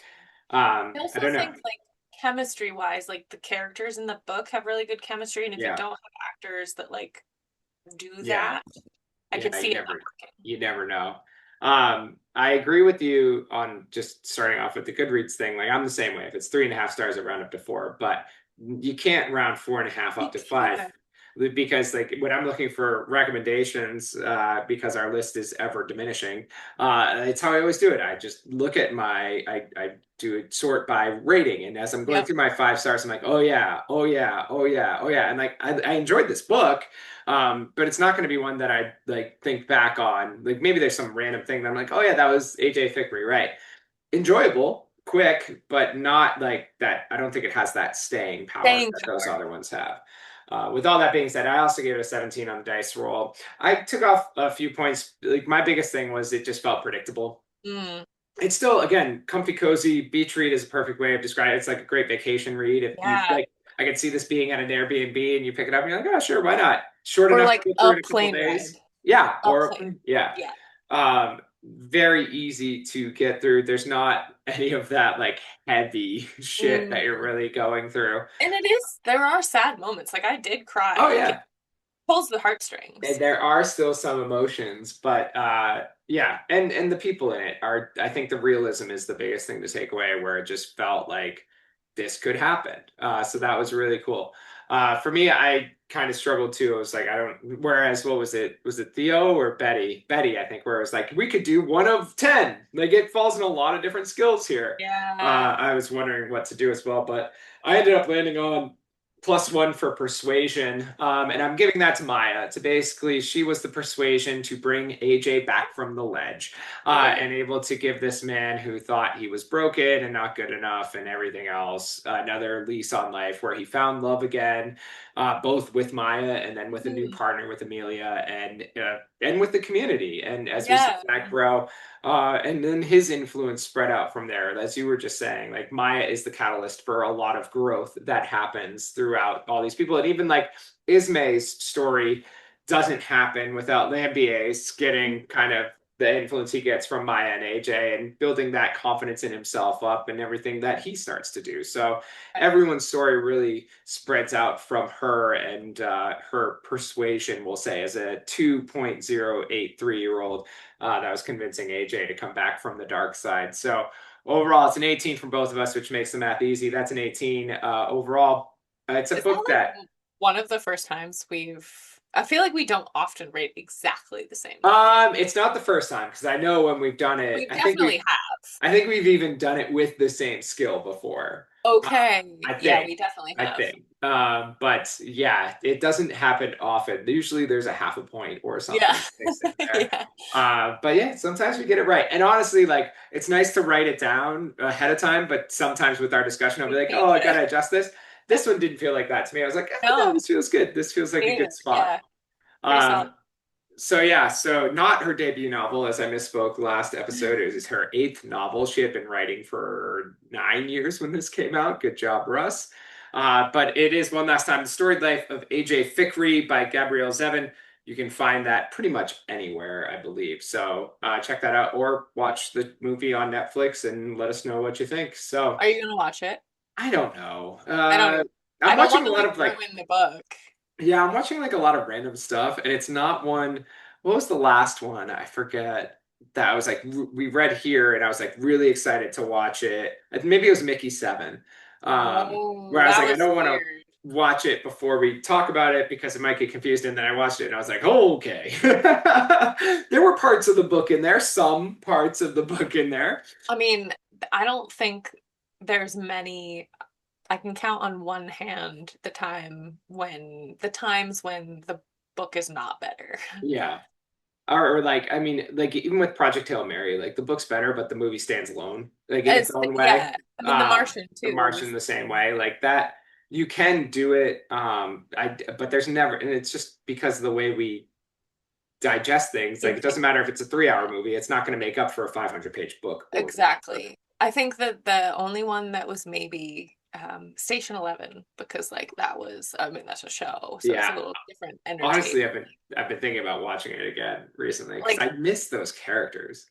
and such a good example of like the author being so heavily involved that you Yeah. can kind of like it's like the feeling I get when I read fan fiction, like I just want more. Yeah, yeah, yeah. And this gave me more because it was a little different, but kind of the same and like Yeah. in a good way. But yeah, Yeah. This book I'm not convinced is going to translate well. or it's just again, it's fine as a story, but it's like Yeah. I don't need to. I don't. There's nothing in it that I'm like, oh, I really want to see how that works out. And Yeah. maybe that's part of the realism where it's like I could just watch anything. Like this is I mean, life happening, right? well, right. And like that, the book satisfies that for me. Yeah. Like I don't need additional stuff. Yeah. So I don't know. Maybe if like it randomly pops in my head when I have no idea what to watch, but most likely Maybe. probably not. So on that note, we move away from the book. We're not yet done with our podcast as we got to talk about our segments, which will probably go fast because Tasha, what else did you read this week? I've only been listening to Heretical Fishing still. I think I will talk about it a little bit because I initially was like, maybe it'll be a random rec. I'm not sure I'm going to recommend it. It is the first in a series of things. One of the reasons that I downloaded it was because Matt Dinniman was a little blurb on the cover. Okay. And I love him. I did download the eighth Dungeon Crawler Carl, and I'm ready to read that, but I need to Nice. finish Radical Fishing first. It's weird, and I don't really know what direction it's going in. It is satisfying because the narrator, and I mean like the author, like the POV, not the author, I mean probably also that, but the POV is this Australian guy, so the narrator is great accent, very fun to listen to. There's a sentient crab, possibly also a sentient otter, um, and a lot of fishing. Like if you're into fishing, it's a book for you. There's a No. lot of like technical fishing jargon. I don't give a fuck about fishing. Um, but I don't know where it's going. I'm not really sure what I got myself into. I don't know how far along I am. I want to say like maybe 50%. That might be a stretch. 33%. Um, so yeah, I don't know. There. Maybe my opinion will change at the by the end, but as of right now, that's the only thing I'm into. That and X-Files. Nice. So for me, because I know we're going on a little bit of an extended break here. Earlier this year, Sully had challenged or asked me if I'd ever read Infinite Jest, which Oh is shit. like that book that people talk about, and In the book. They it's talk in the about it in book. They the book. talk about it too, where AJ talks about how he DNF'd it. He doesn't give a fuck. He's done pretending that he read it, because that's kind of the thing with it. People either say it's the greatest book they've ever read, or they say it's garbage, and you can't tell who actually read it. Are you Uh, fully reading it? I'm trying to read it. So the book, How it's dense, it's big, it's like 2.5 or 3 pounds of actual book. how many pages? 1072 of like Dune style. The book is is chunky. Tiny margins. No, the margins are okay, but like Print the is type small. is small. And the way he set it up for some reason is well, I know why he set it up because some of the notes are ridiculous, but instead of doing what do they call that? The Footnotes? footnotes, thank you. Instead of putting them on the bottom of the page, they're at the back of the book. So Oh the no. book is like 980 pages. And you have to flip? The footnotes are an extra 100 pages. I And hate that. so I started reading it. I'm only on page 40. It's tough. And then I was like, because I jumped into this blind, I Googled some things like, am I getting it? Am I not getting it? Like, help me out here. And everyone's like, you can't skip the footnotes. The best way to read it is to read with your bookmark and then also a bookmark of where you're at in the footnotes. So it's easier I to get so back to every them. copy is like that. The footnotes are not As actual as footnotes. far as I know, or I don't know, this one might be different, but I don't know. That's horrendous. The forward in it was written by David Eggers, who I just read that book that Heather had recommended to me, the Mm. whatever it was, his memoir, Mhm. which was tough to read too and kind of felt a little highbrow. And it's funny because he's like, oh, he never uses words you can't understand or uses blah, blah, blah. It's supposed to be comedic. It's also like jumbled timeline, and you're supposed to try to piece that together. It's telling a bunch of different stories at once. Like, I don't even know, man. So a lot of things I saw was if you get to 250 and you still aren't into it, dump it. So that's where we're at. We're at 40, and I've never Googled how do I read this book before. It's a very AJ move. Um, please send me a throwing towel emoji when you DNF this. We'll see how it goes. I mean, the page, like I've done this with as far as the page count, like that doesn't scare me as much as others Sure. because the chonk, man. I read the It's chonk. the it's the flipping to the footnotes thing that has Yeah. me, my palms are sweating. And again, some of the reason he did that is some of the notes are pages long. Yeah. What is the genre topic? I mean, I've heard of it, obviously. I don't fucking It's care. literary fiction. Yeah. Yeah, so it's like a bunch of different stories about like a family that like a screwed up family is part of it.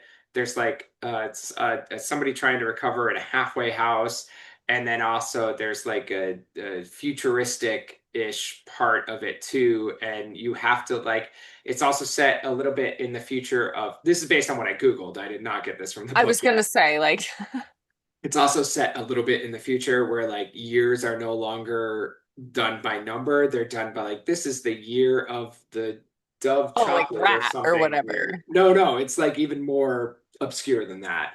It's also supposed to be funny, which is another thing that is again like people are like, oh, the humor. Oh. Every word is perfectly placed. Yeah, so I don't know. We're gonna see. I'm gonna at least give it a shot because we're gonna have an extended break here, folks. We'll get more to that in a minute. But yeah, because of that, that's all I've been reading, and also it's only been a week, so I that's where we're at. am I'm gonna be. I'll be honest. I'm gonna be quick to throw in the towel. I'm not gonna let this screw up my reading. good. So I'm It willing to give it sounds a atrocious. shot. I'm gonna try to give it a legit shot. I will tell you so far, it is trying to put me to sleep. So, And it's that a is good happening book to too. have fall on you when you fall this. Yeah, that will wake you up pretty It would quickly. hurt.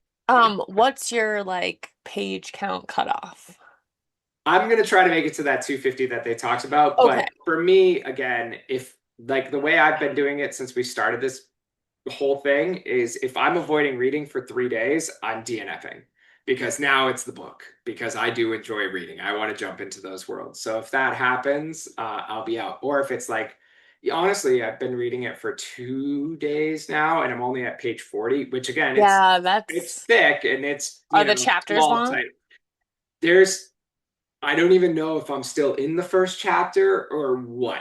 Are there page Because breaks? Because you there's don't stop. there's Okay. page breaks, and there's also like there's not numbers though. There's like this symbol of like a circle, and then it's like a title, but I don't know because those titles repeat. So I don't know if I'm in the first part, if I'm in the first chapter, if there are chapters. I'm already annoyed by this book. It's fucking wild. So, yeah, we'll see how it goes. I will report on Godspeed. it one way or the other next time we get together. Uh, Woof. Before we talk about that, though, we have our random recommendation, and this is one from Angie. This is actually a book that I would like to cover at some point on the show. I will say it's tough to find used copies, which is why it hasn't been a surprise book for you yet, because He's a apparently pretty people prolific author, though, isn't he? Like, he is, but like just this people in keep general. their copies. They like What? to. Yeah, people are keeping their copies, and I'm only seeing new copies, like Oh, republished yeah. copies, which I don't want to buy. Like Very this good. was I got as an add-on on like a thrift books where I needed like Oh, yeah. $5 more to get free shipping, and I think I still paid like $9 for it. But the book is Old Man's War by John Scalzi. So this was because Scalzi is one of Angie's favorite authors. It's who she talks to us a lot about, and this was kind of the jumping off point she told us to do, which is why I want to cover it for the podcast because it's not bad as far as size and everything. We should be able to do it. He is Um, very funny. it is, Taja has read some of his other works, but this was his debut novel. It came out in 2005. And the thing I quickly pulled off the internet, it's the first in a popular military science fiction series, which is 7 books in total. And interesting why it's called The Old Man's War. It's about 75-year-olds who join the Colonial Defense Force to fight in an interstellar war, receiving new, younger bodies to do so. So Very interesting. as Taja pointed out, maybe a bit of like an Avatar type thing. I was thinking like Altered Carbon, where like you have your disc and you have sleeves and Mhm. all that. So it definitely sounds interesting. I like that there's so much to it and that it's so popular. And so I feel like I just found like 2 more books today that I was like, oh, we need to add these to the hopper. Our hopper is not empty right now, which is a good Oh, thing, but also I feel bad because it's like daunting. we just keep pushing these things Yeah. backwards. But I promise we will get to that at some point, because that does sound right up our alley with both sci-fi and fantasy. So again, it was Old Man's War by John Scalzi. You can find it new in a lot of places, but if you're trying to find a used copy, good luck, and let me know where you found it. So on that note, we move on to what's on the next episode. And this is where we tell you, friends, the reason that we did this today is we are probably going to be looking at another 3-week break, as I think our next chance to record will be July 10th range, 10th, 11th. So if we hadn't done this, we would have been taking a full month off, which is kind of what we always do every summer based on travel and everything else. So the idea was to kind of do a quick book and fit another hour or two in with you all so that we could feel less bad about taking 3 weeks off in between. Our 2 rabid listeners are gonna miss us. Yes, but don't worry, we'll still be around, guys. You can always find us on our socials, or text, or WhatsApp, or any of those things if you have our numbers. If you don't have, what is the Christian Bale thing? If you have a problem with me, text me. If you don't have my number, you don't have a problem with me. So anyway, get it back on track. The book we're going to read. So this is one that Taja found recently that we're going to give a shot. It's a new author for the podcast. The book is The Mountain in the Sea by Ray Naylor.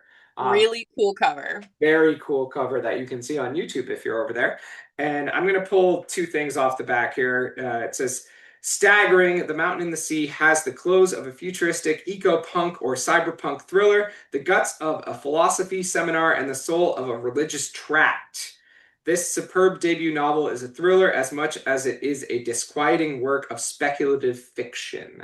So we're going to jump into that. Again, it is The Mountain in the Sea by Ray Naylor, and we're going to bring that to you by the time the podcast is actually out. It'll be like July 12th, 13th, somewhere in there. So it is going to be 3-4 weeks, but we gave you guys 2 episodes in basically a week, so you can't be that mad.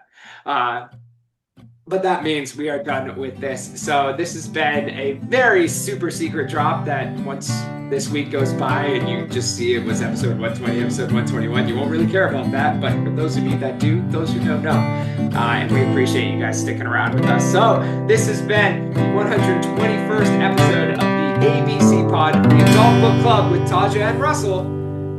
Keep reading.